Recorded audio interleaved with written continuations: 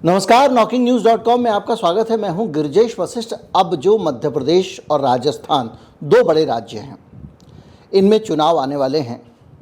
मैं पहले भी बता चुका था कि इन राज्यों के ऊपर बहुत कुछ निर्भर करेगा, लेकिन अब इन राज्यों की स्थिति क्या है। पहली चीज़, मोदी जी वहां गए हैं तो वहां जाकर उन्होंने क्या किया और उससे क्या बदलेगा।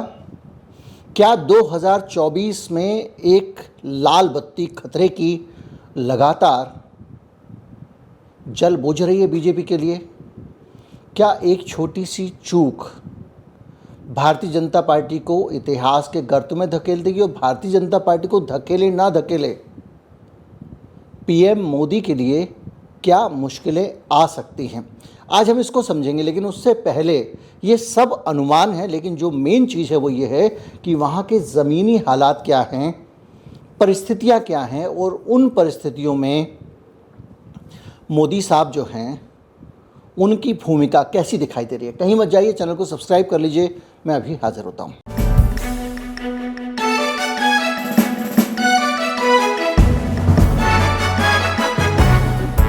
कल मोदी जी भोपाल में गए थे और वहाँ पर उन्होंने लंबा चौड़ा भाषण दिया। दरअसल आयोजन था एक जिसमें दावा किया जा रहा है कि 3 लाख लोग आए थे। अब दावा किया जा रहा है तो आए होंगे 3 लाख लोग, लेकिन वो सब लोग उनके बूथ लेवल के कार्यकर्ता थे। और जो पत्रकार हैं स्थानीय, वो कह रहे हैं कि सबको पहले से पता था कि उन्हें क्या पूछना है और मोदी जी को पता था उन्हें क्या जवाब देना है। सब कुछ पहले से तय था। लेकिन इस प्रोग्राम का मकसद था जो बूथ लेवल का कार्यकर्ता है भारतीय जनता पार्टी का उसके मन में विश्वास भरना, उसको ये यकीन दिलाना कि तुम्हारी परवाह इस देश का प्रधानमंत्री कर रहा है, तुम्हारे बारे में सोच रहा है। आप बूथ लेवल के कार्यकर्ता हैं और प्रधानमंत्री जी आपकी परवाह करते हैं। इससे ज़्यादा अहम आपके लिए ये है कि आपके मोहल्ले में अगर किसी आदमी को पुलिस पकड़ कर ले जाती है तो आप अपने लोकल नेता को बुलाकर ले जाएं तो थाने से वो आदमी छूट जाए। ये वो जगह है जहां पर जाकर बीजेपी का जो कार्यकर्ता है मध्य प्रदेश में वो कमज़ोर नज़र आ रहा है और उसके कारण ही उसका मनोबल टूट रहा है। और मनोबल क्यों टूट रहा है इसको हम समझेंगे, लेकिन उससे पहले हम ये समझें कि मोदी जी भाषण में मध्य प्रदेश में वो क्या कहते हुए नज़र आए जिससे कि उनके अपने कॉन्फिडेंस की और उनकी अपनी सीरियसनेस की सारी पोल खुल जाती है। मोदी जी ने एक भी ठोस जानकारी मध्य प्रदेश से जुड़ी हुई बात, मध्य प्रदेश के विकास की बात, मध्य प्रदेश से में बीजेपी की रणनीति की बात और शिवराज सिंह सरकार के परफॉर्मेंस की बात नहीं की, क्योंकि ये जानकारी या तो उन्हें थी नहीं या वो ये कॉन्फिडेंस में थे कि मैं गोल मोल घुमाकर बात करूंगा और सबका दिल जीत लूंगा, और या फिर मध्य प्रदेश सरकार के पास दिखाने के लिए कुछ है ही नहीं। लेकिन जो हुआ उसमें मोदी जी ने एक तो यूसीसी के बारे में बोला, यूनिफॉर्म सिविल कोड। आज मैं यूनिफॉर्म सिविल कोड समझाने के लिए दूसरे चैनल पे एक वीडियो बना रहा हूँ, उसमें आपको सब समझा दूंगा, आप समझ जाएंगे यूसीसी क्या है। तो मोदी जी जो है ना वो वहाँ पर ऐसा बोल रहे थे जैसे उनको सीधे अमेरिका से आए हैं और उनको कोई जानकारी नहीं दी गई है। उन्होंने एक बात कही कि केंद्र सरकार जो है वो पेट्रोल के दाम कम करना चाहती है, महंगाई कम करना चाहती है, लेकिन राज्य सरकारें महंगाई कम नहीं करती हैं और पेट्रोल का जो दाम है वो कांग्रेस की या दूसरी पार्टियों की सरकारें वो कम नहीं कर रही हैं, जीएसटी नहीं घटा रही हैं। ये भूल गए कि जिस धरती पर वो खड़े हैं वो उन्हीं का राज्य है और उनका राज्य सबसे महंगे पेट्रोल वाले राज्यों में एक है। राजस्थान के बाद उन्हीं का नंबर आता है। जब आप दिल्ली से जाते हैं आगे मध्य प्रदेश की तरफ, मुरैना जाएं, दतिया जाएं, ग्वालियर जाएं या और आगे आगे आप जाते जाएं, भोपाल तक लोग जाते हैं, तो उनकी कोशिश होती है कि आगरा में, उत्तर प्रदेश में पेट्रोल भरवा लें, क्योंकि आगे जाकर उनको झांसी तक राजस्थान से मुकाबला होगा, मध्य प्रदेश से मुकाबला होगा, जहां पेट्रोल काफ़ी महंगा है। और मध्य प्रदेश में 108 रुपये लीटर पेट्रोल मिल रहा है और उसी मध्य प्रदेश में उन्हीं की सरकार है। वहाँ खड़े होकर मोदी जी कह रहे हैं कि बीजेपी की सरकारें जीएसटी कम कर दे रही हैं। मेरे पास आंकड़ा है कि जीएसटी की सरकार कहाँ पे कितना है। मध्य प्रदेश में जीएसटी कितना है और जीएसटी लगाने के बाद भी ऊपर से सेस कितना है। मेरे पास ये भी आंकड़ा है जो मैं आपको बता दूं एक सरसरी तौर पर कि किस तरह से जब मोदी जी ने कदम रखा था सत्ता में तो एक्साइज ड्यूटी कितने रुपए थी और किस तरह से मोदी जी एक्साइज ड्यूटी को बढ़ाते बढ़ाते ऊपर ले गए और अब भी तब से दुगनी एक्साइज ड्यूटी है। पेट्रोल का दाम जो होता है, पहले टेक्निकल हो जाएगा, मैं उसमें जाना नहीं चाहता हूँ, विषय भटक जाएगा मध्य प्रदेश के चुनाव पे, लेकिन पेट्रोल का जो दाम बढ़ रहा है उसमें बहुत बड़ा रोल केंद्र सरकार का है, क्योंकि एक्साइज बढ़ने के बाद जब दाम बढ़ जाता है तो सारे जो टैक्स लगते हैं उसके ऊपर परसेंटेज में लगते हैं।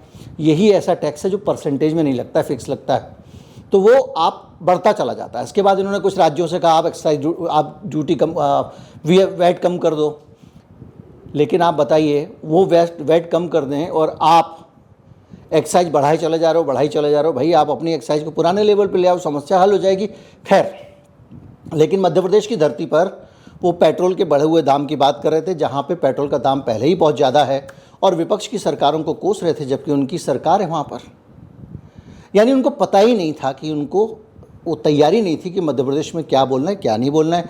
इसके अलावा वो एक बात और बोल गए जो उनका डेस्परेशन दिखाती है, और जो लोग 4 दिन पहले तक कह रहे थे कि जो कुछ हुआ पटना में विपक्षी एकता को लेकर वो सारा का सारा दिखावा था और उस विपक्षी एकता से कोई फ़र्क नहीं पड़ने वाला है, इनमें एकता हो ही नहीं पाएगी, ये सब बयान दे रहे थे। लेकिन प्रधानमंत्री तक उस पर रिएक्ट कर रहे हैं और वो ये कह रहे हैं कि 20 लाख करोड़ रुपए के घोटाले का इंतज़ाम हो जाएगा, ये सारे करप्ट लोग मिल जाएंगे, ये करप्ट लोग हैं। और इससे भी ऊपर वो एक बात कह के गए हैं, और वो बात ये है कि इन सबको तो मैं जेल पहुंचाऊंगा, और ये मोदी का दावा है, ये मेरा वादा है आपसे कि इनको मैं जेल पहुंचाऊंगा। इससे ये पता लगता है कि वो सीधे सीधे मंच से जो धमकी देना चाह रहे हैं वो दे रहे हैं। कुल मिला के ये सीन बताता है कि मोदी जी एक तरफ तो ऐसे प्रदर्शन कर रहे हैं जिनके कारण उनका फ्रस्ट्रेशन दिखाई दे रहा है, और दूसरा वो कोई जानकारी लेकर ही नहीं गए हैं मध्य प्रदेश के बारे में। इनकी तो एक ही गारंटी है, और वो गारंटी है घोटालों की गारंटी। अब देश को तय करना है क्या ये घोटालों की गारंटी को देश स्वीकार करेगा, देश स्वीकार करेगा। लेकिन दोस्तों, मैं आपके बीच में से पल करके बड़ा हुआ हूं, आपसे साथ काम करते करते आपने मुझे यहां पहुंचाया है, तो आज मैं भी एक गारंटी देना चाहता हूं। दे दूं? दे दूं? दे दो। अगर उनकी घोटाले की गारंटी है तो मोदी की भी एक गारंटी है।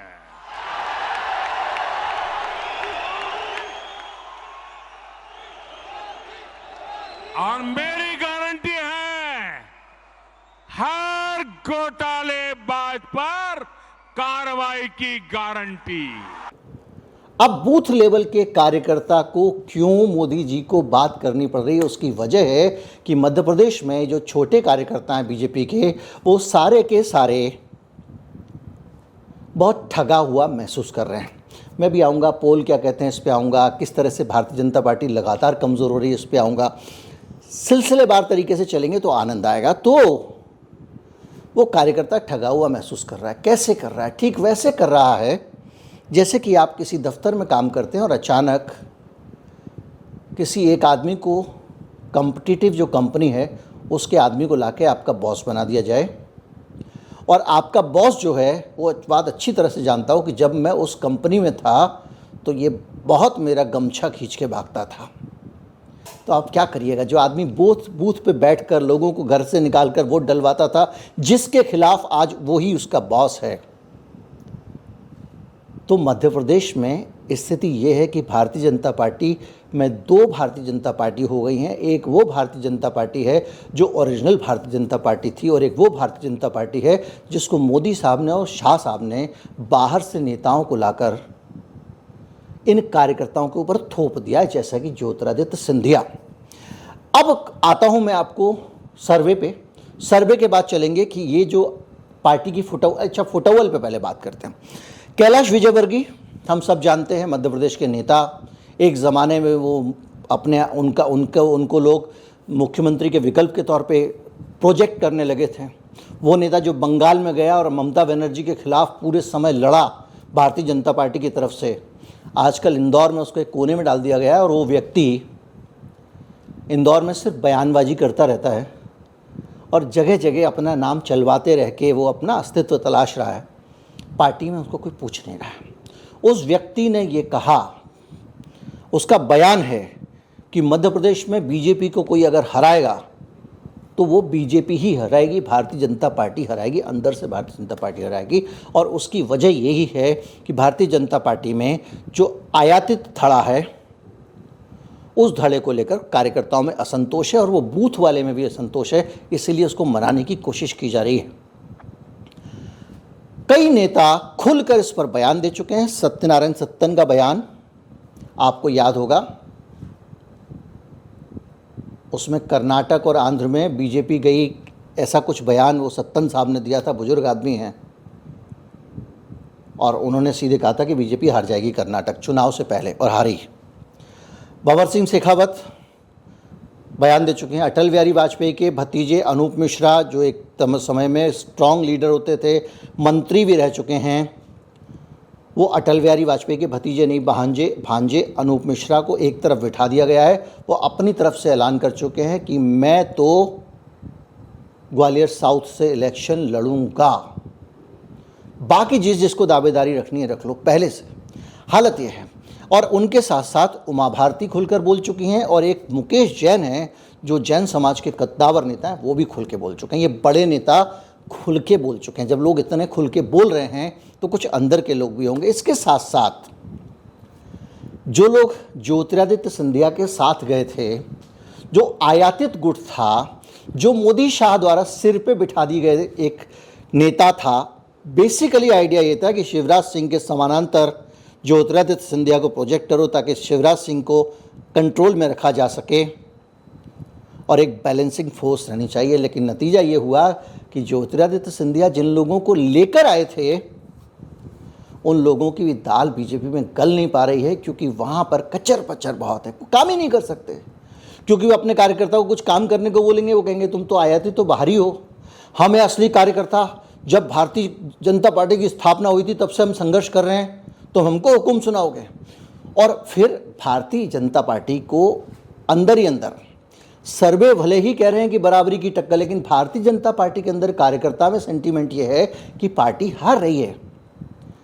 आप जो भी कार्यकर्ता उनसे पूछ लीजिए, वो कहेंगे नहीं इस बार तो बहुत मुश्किल लग रहा है, बहुत मुश्किल लग रहा है। और सब लोग हार के लिए दूसरे गुट को जिम्मेदार ठहरा रहे हैं। अगर ये ना किया होता, ये लोग ना होते तो जीत जाते। हालत ये है, राकेश गुप्ता मध्य प्रदेश में एक शिवपुरी जगह है, वहाँ से खूब सारे जीपों का काफिला लेकर, जीप मतलब स्कॉर्पियो का काफिला लेकर पहुँच गए भोपाल, और कमलनाथ की उपस्थिति में उन्होंने कांग्रेस पार्टी ज्वाइन की। राकेश गुप्ता ज्योतिरादित्य सिंधिया के खास माने जाते हैं।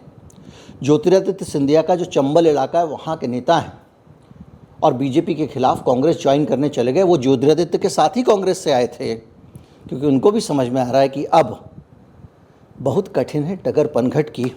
इसके साथ साथ एक और भी हैं नेताजी जो उनके साथ आए थे, बैजनाथ यादव, वो कांग्रेस में शामिल हो गए हैं। बहुत सारे पुराने नेता जो भारतीय जनता पार्टी में जिनको पूजा जाना चाहिए था, उनका आडवाणी बना दिया गया है, लेकिन उनका अपने इलाकों में जनाधार है। कुशाभाऊ ठाकरे, कैलाश जोशी, नारायण प्रसाद गुप्ता, प्यारेलाल खंडेलवाल, सुंदरलाल पटवा, जिन लोगों ने बीजेपी को खड़ा किया था, आज उनकी इज्जत नहीं है। तो उनकी इज्जत करने वाले जो लोग हैं वो बीजेपी की इज्जत करना नहीं चाहते हैं। हालत ये है कि ये सब लोग एक कोने में पटाक दिए गए थे। और सबसे बड़ी जो चुनौती है ना बीजेपी के सामने, अभी ये तो अंदर का कॉन्फिडेंस है जो जा रहा है फूट के कारण। दिक्कत होने वाली है टिकट के बंटवारे में, क्योंकि ज्योतिरादित्य सिंधिया अपने साथ 18, अभी बीजेपी के पास है 127 सीटें हैं, ठीक है। 18 सीटें ऐसी हैं, 18 विधायक ऐसे हैं उनमें जो ज्योतिरादित्य सिंधिया अपने साथ लेकर आए थे। कहाँ से? कांग्रेस से। इसके अलावा 7 लोग और भी हैं जो चुनाव हार गए थे और ज्योतिरादित्य सिंधिया के साथ जुड़े थे। अब वो फिर से चुनाव लड़ना चाहते हैं और टिकट चाहते हैं। तो अब ये जो लोग हैं ना, ये सारे के सारे लोग, 7 नहीं 9 हैं, 18 और 9 कितने हो गए? 27 लोग। 127 सीटों में से ये जो 27 लोग हैं ये तो पक्का टिकट मांग ही रहे हैं। और भारतीय जनता पार्टी के नेताओं का जो टिकट बंटवारे वाली ब्रिगेड है, उनका कहना यह है कि ये इनमें से बहुत सारे ऐसे हैं जो जीतने वाले नहीं हैं, जिनका हारना पक्का है। अब उनको टिकट काटेंगे तो ज्योतिरादित्य उछलेंगे, क्योंकि ज्योतिरादित्य के अगर इतने लोगों को टिकट नहीं मिला तो उनको फिर कौन पूछ रहा है, वो तो ढक्कन ही हो गए। और उनको टिकट देंगे तो पार्टी डूब जाएगी। और दूसरा जो तबका है वो बिल्कुल सहयोग नहीं करेगा कि हारने वाले को टिकट दे दिया, हमें क्या पड़ी, हम इसका प्रचार करें। इन सारी चीज़ों के मद्देनज़र मोदी जी चाहते हैं कि कम से कम बूथ वाला वर्कर हमारे साथ बना रहे। इसीलिए जब वो भोपाल जाते हैं गोलमोल बातें करके चले जाते हैं। 2024 को लेकर वो बयान दे रहे होते हैं, लेकिन मध्य प्रदेश चुनाव को लेकर कोई रुचि उनके पूरी चीज़ों में दिखाई नहीं देती थी। न तो वो तैयारी करके आए हैं और ना उनके बयानों से दिखता है कि वो मध्य प्रदेश को लेकर बहुत समझ कर आए हैं और ना उसके बारे में कुछ करने में रुचि रखते हैं। इतने कैजुअल तरीके से कहीं पे भी चले जाना, कुछ भी बोल के आ जाना, ये थोड़ा सा लगता है कि ये भारतीय जनता पार्टी के लिए चीज़ें ठीक नहीं हैं। अब अगर हम ये सोचें कि इतनी सारी चीज़ों के साथ साथ और क्या हो रहा है, तो ये जो लोग हैं जो 2 आए, ज्योतिरादित्य सिंधिया खेमे के, ये तो चंबल से आए, लेकिन बाकी मध्य प्रदेश में भी तो यही हाल है। कैलाश जोशी जो पूर्व मुख्यमंत्री हैं, मुख्यमंत्री थे और जिन्होंने भारतीय जनता पार्टी की स्थापना की, उनके बेटे को बीजेपी छोड़कर जाना पड़ा और वो बीजेपी छोड़कर कांग्रेस में आ गया। और ये वो आदमी हैं जो बाकायदा चुनाव 18 का चुनाव हराकर आया था। मतलब उसने जीती थी सीट, उसका वहाँ कब्जा है सीट पर, वो आ गया और उसके आसपास के इलाकों में भी उसका अच्छा खासा जलवा है। नाम है दीपक जोशी और उसने जिसे हराया वो जो है वो मनोज जोशी हैं और उनको हराकर वो विधायक बने थे। ठीक है साहब। दतिया के राधेलाल बघेल कांग्रेस में औपचारिक रूप से शामिल हो गए। दोनों नेताओं को कमलनाथ ने पार्टी की सदस्यता दिलाई। अब आते हैं सर्वे पे। चुनाव का सर्वे क्या कहता है? कल एक सर्वे आया एबीपी न्यूज़ और सी वोटर का, यशवंत देशमुख का, जिनका एक बार मैंने इंटरव्यू अपने चैनल पे दिखाया था। कर्नाटक में उनकी भविष्यवाणी सही साबित हुई। सबसे पहले उन्होंने बोलना शुरू किया था। जब मैंने इंटरव्यू दिखाया तो लोगों ने कहा कि नहीं, वो आरएसएस से एसोसिएटेड है वगैरह वगैरह। ठीक है, उनका पारिवारिक बैकग्राउंड है, उनके पिताजी बहुत, उनके दादाजी बहुत बड़े आइडियोलॉग थे, उनके पिताजी बहुत बड़े संघ के विचारक थे, लेकिन प्रोफेशन अपनी जगह होता है। ठीक है, तो उसमें जो है वो जो कल सर्वे आया वो ये बता रहा है कि हालत बहुत ख़राब हो रही है। हालत ये है कि बीजेपी को 44% वोट मिलने वाले हैं और कांग्रेस को भी 44% वोट मिलने वाले हैं। ये पता चल रहा है कल के सर्वे से। इसके अलावा बीएसपी को 2% और अन्य को 10% वोट मिलेंगे। इस अन्य के अंदर 3, 4, 5% आम आदमी पार्टी का भी मान के चला जा रहा है। लेकिन आप फैक्टर यहाँ इंपॉर्टेंट नहीं है। यह इंपॉर्टेंट है कि बीजेपी की स्थिति क्या है। हाँ, आप चुनाव लड़ती है तो बीजेपी को फ़ायदा होगा। इसी तरह से जो सीटों का हिसाब किताब है उसमें ये पता चल रहा है कि 106 से 118 सीटें बीजेपी को मिलेंगी और कांग्रेस को 108 से 120 के बीच में सीटें मिलेंगी। यानी 2 सीटें कांग्रेस को ज़्यादा दिखा रहे हैं, टक्कर बराबरी की दिखा रहे हैं। बीएसपी को 0 से 4 सीटें मिल सकती हैं, अन्य को 0 से 4 सीटें मिल सकती हैं। यानी अधिकतम 8 सीटें दूसरी पार्टियों के पास आएंगी, यानी बराबरी आमने सामने की टक्कर है। लेकिन ये सर्वे बहुत सारी बातें कह रहा है और ये सर्वे सबसे बड़ी बात ये कह रहा है कि ज्योतिरादित्य सिंधिया को लेकर जो आए थे मोदी एंड शाह, वो सबसे गलत और आत्मघाती फैसला साबित हुआ। चंबल अंचल में बीजेपी को 41% और कांग्रेस को 46% सीटें मिलने वाली हैं। ज्योतिरादित्य सिंधिया का जो इलाका है, कार्यक्षेत्र है, वो चंबल। चंबल में 41% जो है वो वोट मिलने वाले हैं कांग्रेस पार्टी को, बीजेपी को, और 46% मिलने वाले हैं कांग्रेस पार्टी को। यानी सीधे सीधे 5% वोट ज्योतिरादित्य के इलाके में कांग्रेस को ज़्यादा मिल रहे हैं। इसके अलावा बीएसपी को 3% और अन्य के खाते में 10% वोट जा रहे हैं। अगर परसेंटेज के हिसाब से देखें तो ज्योतिरादित्य सिंधिया के अपने गढ़ में कांग्रेस पार्टी जीत रही है, ज्योतिरादित्य सिंधिया हार रहे हैं। और ये वो ज्योतिरादित्य सिंधिया है जो सब जगह से हारने के बाद पार्टी छोड़कर भागे थे, क्योंकि वो अपनी सांसदी भी नहीं बचा पाए थे उस कांग्रेस पार्टी से, जो उसको उन्होंने छोड़ दिया। तो आज वो इनको हरा रही है। इससे ये अंदाज़ा लगाना चाहिए कि सिंधिया के दिन चंबल में लग चुके हैं, क्योंकि ना तो वो कांग्रेस में रहते जीत पाए और ना बीजेपी में रहते वो बीजेपी को फ़ायदा दिला पा रहे हैं। जो जीतने वाली बीजेपी थी उसमें सिंधिया के वोट शामिल होके तो धमाका होना चाहिए था, जो मोदी और शाह साहब के दिमाग में रहा होगा। खैर, इसके साथ साथ बीजेपी को अगर सीटों से देखें तो 7 से 11 सीटें और कांग्रेस को 22 से 26 सीटें, बीएसपी को 2 और अन्य को 1 सीटें मिलती दिख रही है। ये है आपका चंबल का असेसमेंट। पिछली बार भी कांग्रेस में के पास 27 सीटें थीं, लेकिन ज्योतिरादित्य उसको लेकर चले गए थे। अब बघेलखंड के इलाके में आ जाएं, 40% बीजेपी को वोट मिल रहे हैं, 44% कांग्रेस को वोट मिल रहे हैं, बीएसपी को 4%, अन्य को 12%। 2018 के विधानसभा चुनाव में बीजेपी के खाते में 38 और कांग्रेस के खाते में 16 सीटें गई थीं। इस बार के चुनाव में बाजी पलट रही है। अगर सीटें देखें तो 21 से 25 सीटें बीजेपी को और 30 से 40 सीटें कांग्रेस को। बघेलखंड इलाका कौन सा है? बड़ा रोचक जानकारी है। ये इलाका कौन सा है? बघेलखंड इलाका वो इलाका है जहां पर बाबा बागेश्वर धाम का दरबार लगता है। यानी बाबा बागेश्वर धाम के इलाके में जब वो राष्ट्रवादी बातें, हनुमान जी वाली बातें सब करते हैं, उनके इलाके में और खुलकर बीजेपी को सपोर्ट करते हैं, उनके इलाके में भारतीय जनता पार्टी बुरी तरह हार रही है। ये कह रहा है एबीपी का सी वोटर का सर्वे। यानी सोशल मीडिया की पावर है, जो कुछ है बाबा बागेश्वर धाम के पास। आस्था, श्रद्धा वीडियो देखकर मोबाइल पर जितनी जाग रही है। गांव के लोग दूसरी जगहों से जा रहे हैं वहाँ पर, लेकिन जो लोकल लोग हैं, उस इलाके के लोग हैं, उस क्षेत्र के लोग हैं, वो अच्छी तरह से समझ रहे हैं कि बाबा का प्रभाव क्या है। अगर आप चंबल में आपको बता चुका हूँ, बघेलखंड बता चुका हूँ, महाकौशल में भी बीजेपी को 20 से 24 सीटें मिल रही हैं। महाकौशल एक अच्छा जा रहा है और 18 से 22 सीटें कांग्रेस को मिल रही हैं, अदर 1 सीट। लेकिन महाकौशल में अब जाएंगे तो उसमें जैसे मोदी जी की एक रैली होने वाली थी शहडोल में, अगर मुझे ठीक से याद है तो महाकौशल का हिस्सा है, अगर मुझे याद है, कन्फ्यूजन है मुझे, बघेलखंड में भी हो सकता है। तो वहाँ पे भीड़ नहीं थी इसलिए रैली कैंसिल करनी पड़ी, ये कारण वहाँ लोकल बता रहे हैं। बाकी भारतीय जनता पार्टी का कहना है कि मौसम ख़राब होने के कारण मोदी जी की रैली वहाँ पे कैंसिल हुई है शहडोल में। भोपाल में कांग्रेस पार्टी की हालत बहुत ख़राब है। भोपाल रीजन में जो 25 सीटें हैं उसमें कांग्रेस पार्टी को 3 से 7 सीटें ही मिलने वाली हैं, बाकी सीटें 18 से 22 बीजेपी को मिलेंगी।